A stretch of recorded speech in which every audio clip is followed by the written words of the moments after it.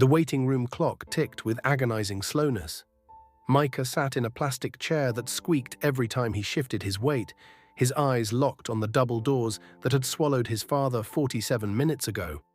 47 minutes of silence, 47 minutes of not knowing, 47 minutes of imagining the worst.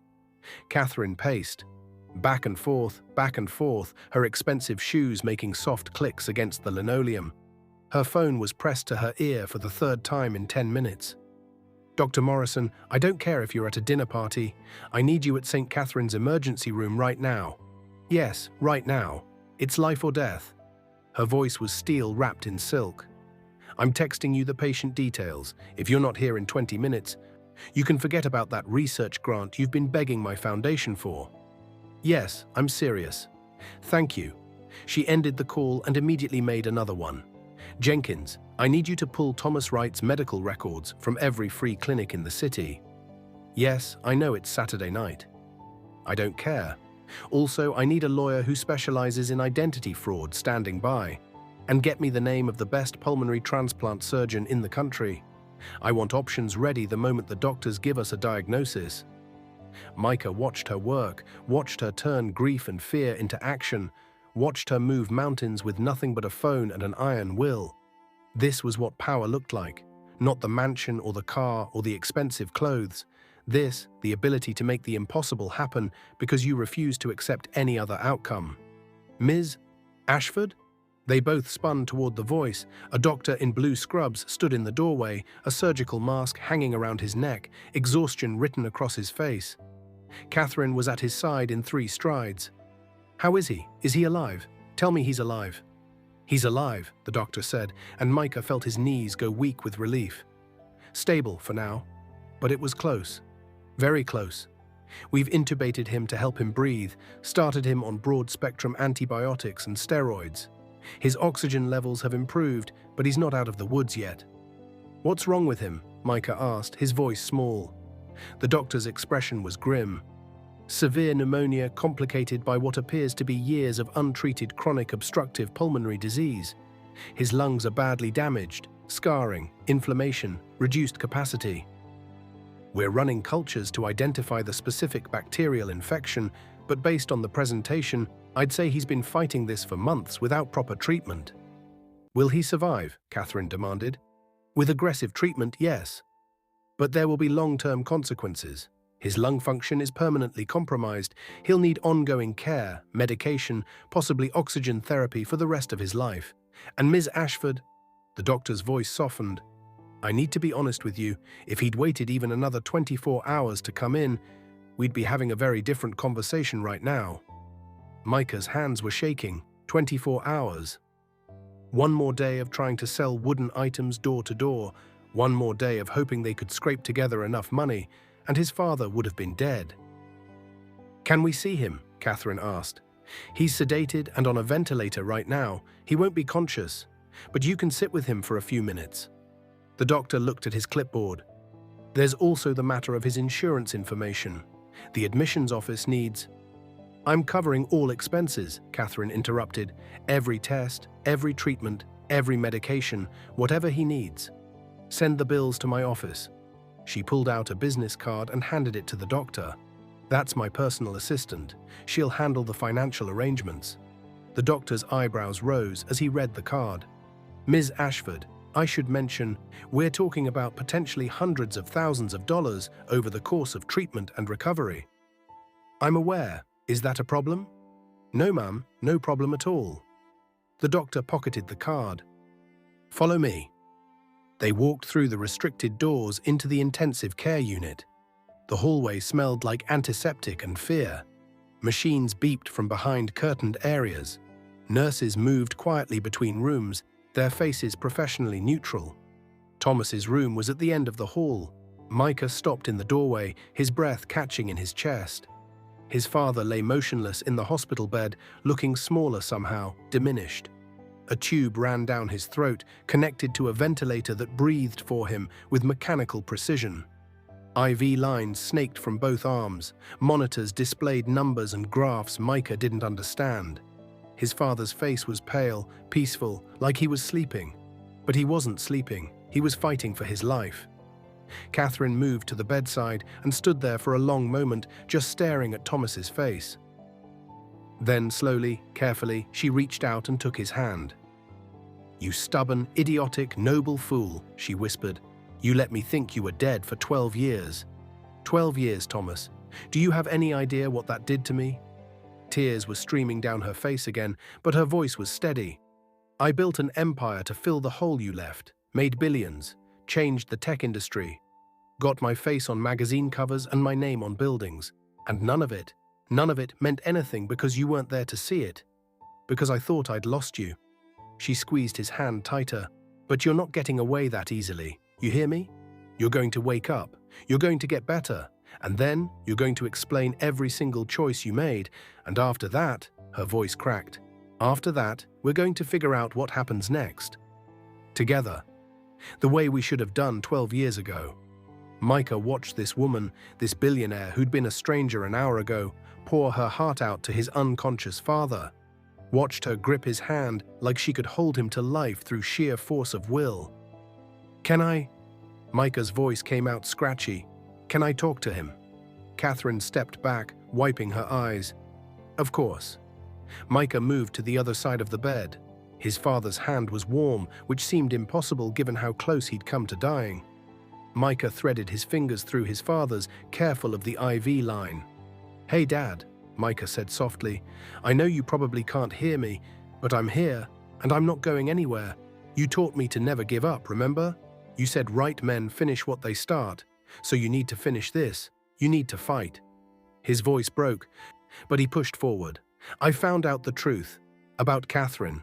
About why you disappeared. About Mom. About all of it. And I'm not mad, okay? I'm not mad that you lied. You were trying to protect people.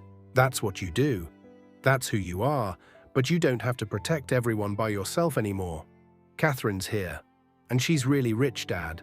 Like really, really rich. She's going to help us, so you just need to focus on getting better." Micah squeezed his father's hand. "I love you," he whispered. "Please don't leave me." The ventilator kept breathing. The monitors kept beeping. But there was no response, no squeeze back, no sign that his father had heard. A nurse appeared in the doorway. "I'm sorry, but you'll need to step out now. The doctor needs to run some more tests." Katherine nodded. She leaned down and pressed a kiss to Thomas's forehead, gentle, reverent, like he was something precious. "Fight," she whispered against his skin. "Fight for your son. Fight for yourself. And fight for the second chance we should have had." They left the room and returned to the waiting area. Katherine made more phone calls, arranging for a private room, demanding the best specialists, pulling strings Micah didn't know existed.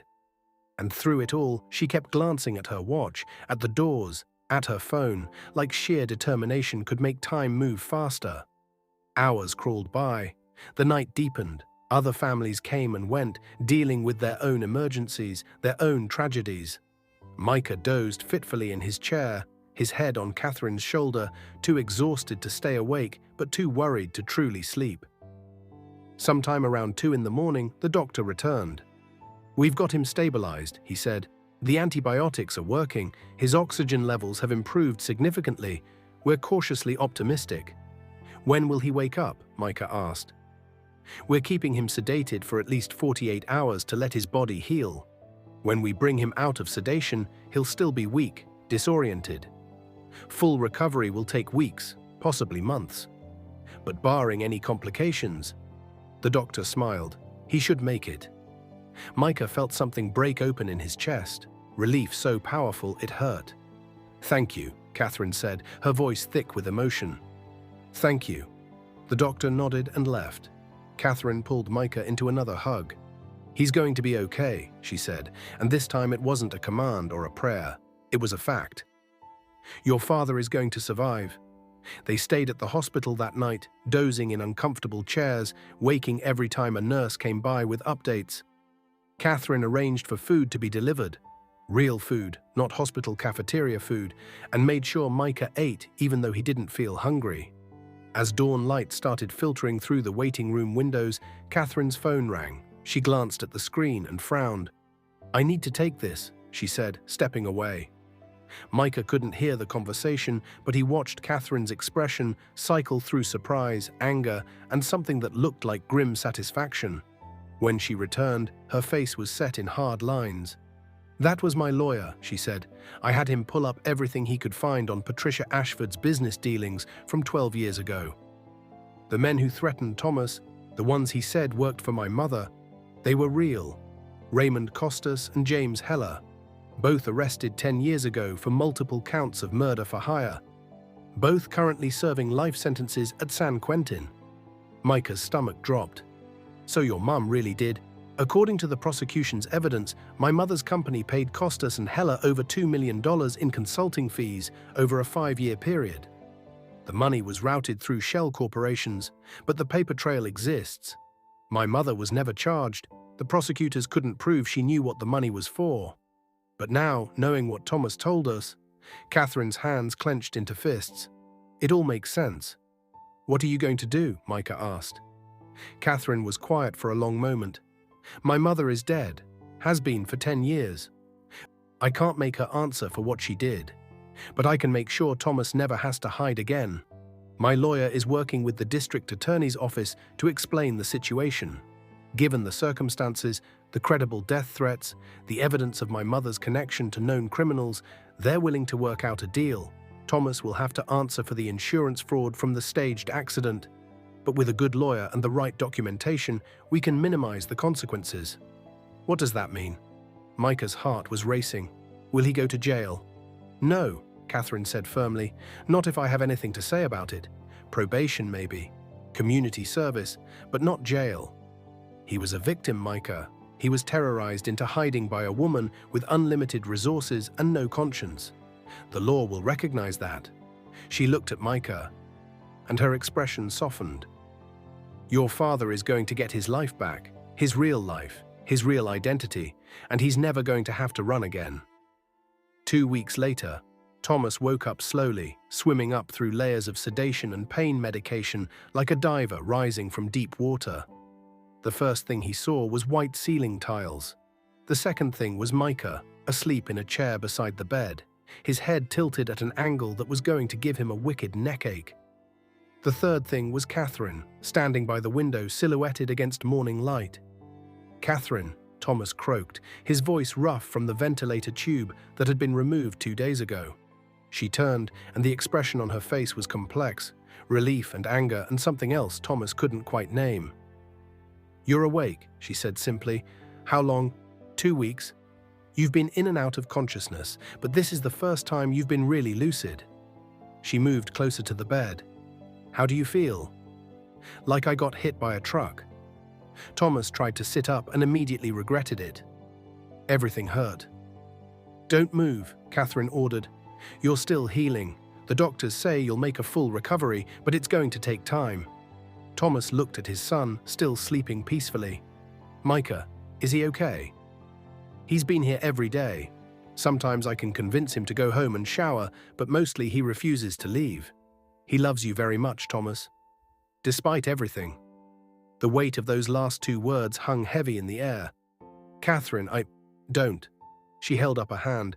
"Don't apologize again. You've been apologizing in your sleep for 2 weeks. I'm tired of hearing it." Thomas fell silent. Katherine sat down in the chair opposite Micah. "I've spent the last 14 days angry at you, furious actually. I've imagined 100 different conversations where I scream at you for every year you stole from us, for every tear I cried thinking you were dead, for every decision you made without me. You have every right." "I'm not finished." Her voice was sharp. "I was angry. I am angry. But I've also had time to think. To really think about what you told me. About my mother, about the threats, about the impossible position you were in." She looked out the window, her profile sharp against the light.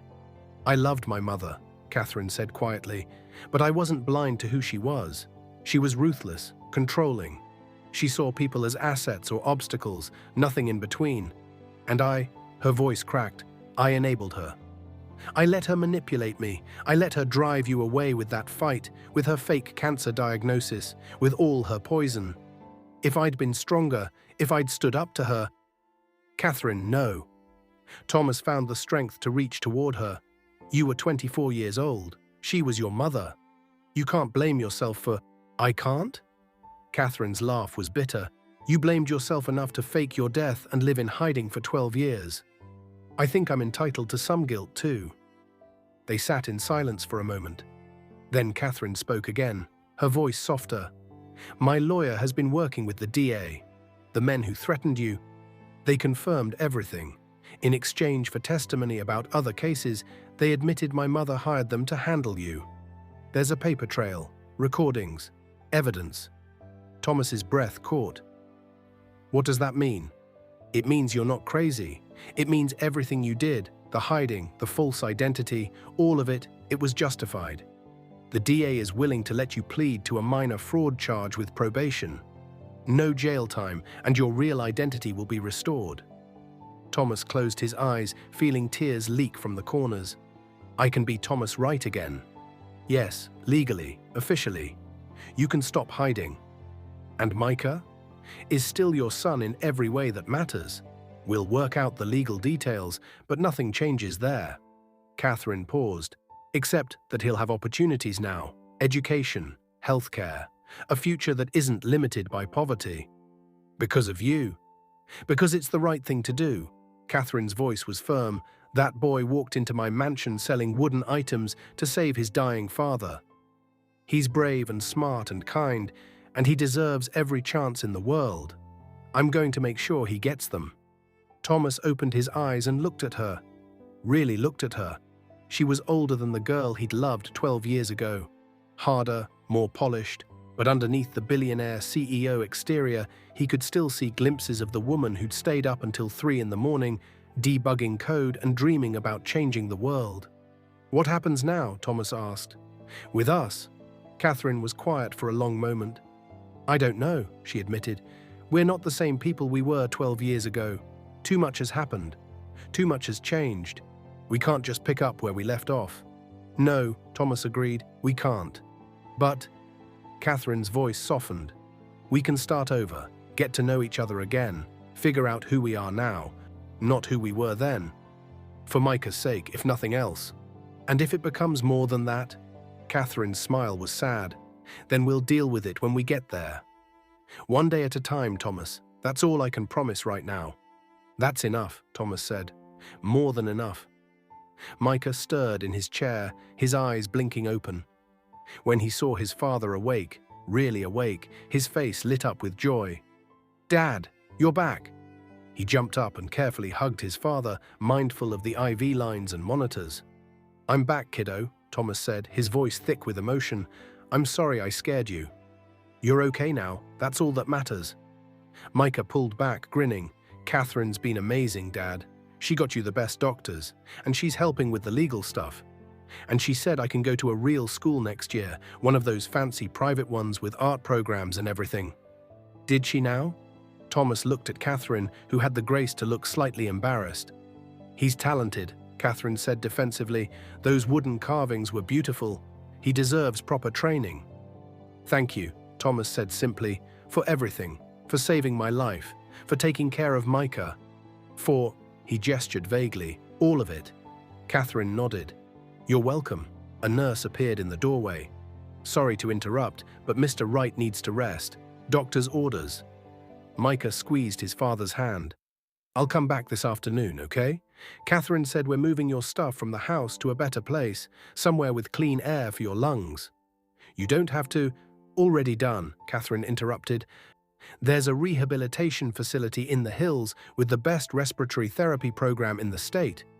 You'll stay there for 6 weeks while you recover. After that, she paused, we'll figure it out. Thomas wanted to argue, to protest that it was too much, that he couldn't accept all this help. But looking at his son's hopeful face, at Katherine's determined expression, he realized that this wasn't just about him anymore. It was about Micah, about giving his son the life he deserved. Okay, Thomas said, 6 weeks, and then we'll figure it out. The afternoon sun was warm on Micah's face as he sat on the porch of the new house.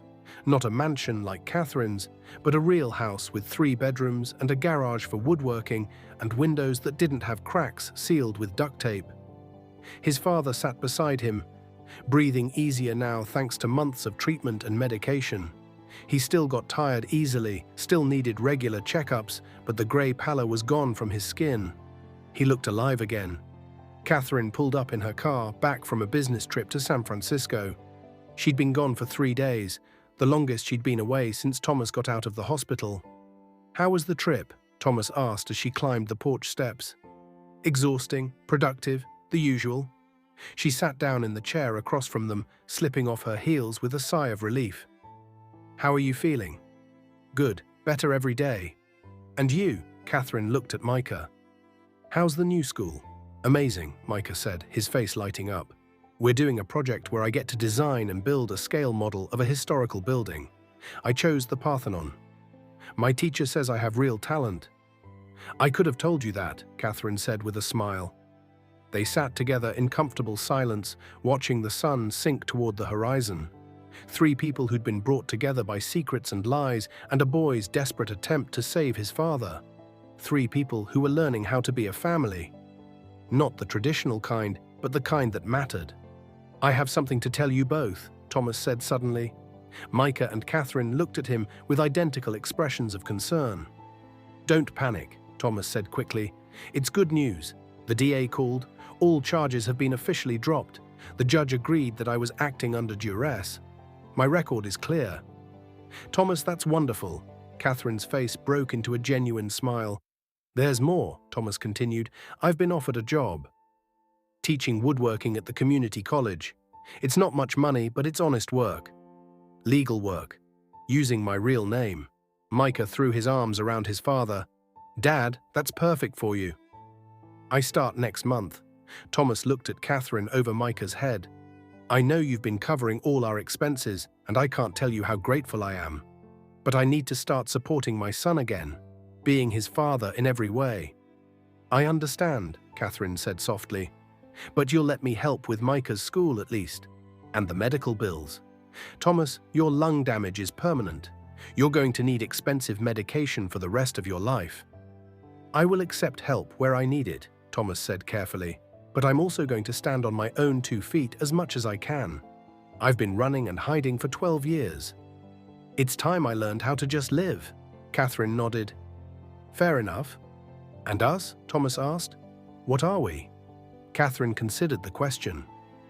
Over the past 3 months, they'd spent countless hours together, at the hospital, at doctor's appointments, helping Micah adjust to his new school. They'd talked about the past, about their mistakes, about the people they'd become.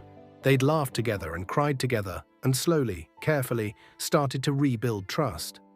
"We're a work in progress," Katherine said finally. "We're not who we were 12 years ago. But maybe that's okay. Maybe the people we are now can build something even better than what we lost." "I'd like that," Thomas said. "Me too." Micah looked between the 2 of them, a small smile playing at his lips. "You 2 are being weird again." "Get used to it," Katherine said, reaching over to ruffle his hair. As the sun set over their new life, painting the sky in shades of gold and pink, Micah thought about how far they'd come. 3 months ago, he'd been a scared kid, selling wooden carvings door to door, watching his father die slowly because they couldn't afford help. Now his father was healing. They had a home. He was going to a good school. And Katherine, this woman who'd been a stranger but was becoming something more, something like family, was teaching him that sometimes the best things in life came from the most unexpected places. "Hey, Dad," Micah said. "Yeah, kiddo? I'm glad I pressed that intercom button." Thomas laughed, the sound warm and genuine. "You know what? So am I." Katherine raised her water glass.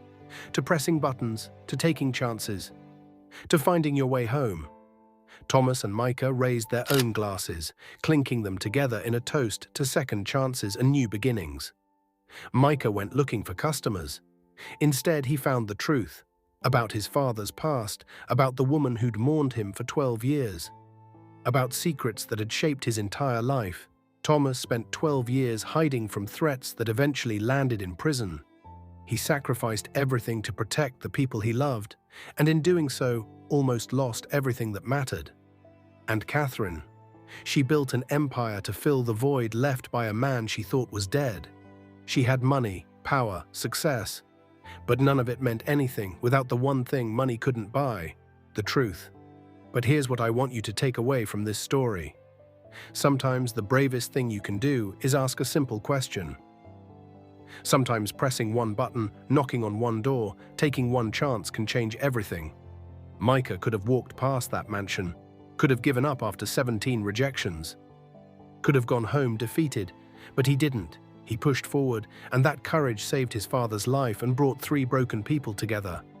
So if you're facing something hard right now, if you're scared to take that next step, if you're wondering whether it's worth trying, let Micah's story remind you that courage doesn't have to be big and loud. Sometimes it's just pressing an intercom button when you're tired and scared and running out of hope. If this story touched you, if it made you feel something, I need you to do me a favor right now. Hit that like button. Share this video with someone who needs to hear it.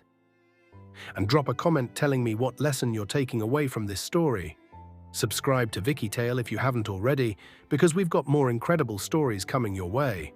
Stories about courage, redemption, second chances, and the power of never giving up. Thank you for being here. Thank you for being part of this family. And remember, your breakthrough might be just one brave moment away. Until next time, keep believing in miracles, keep fighting for what matters, and keep pressing those buttons. I'll see you in the next story.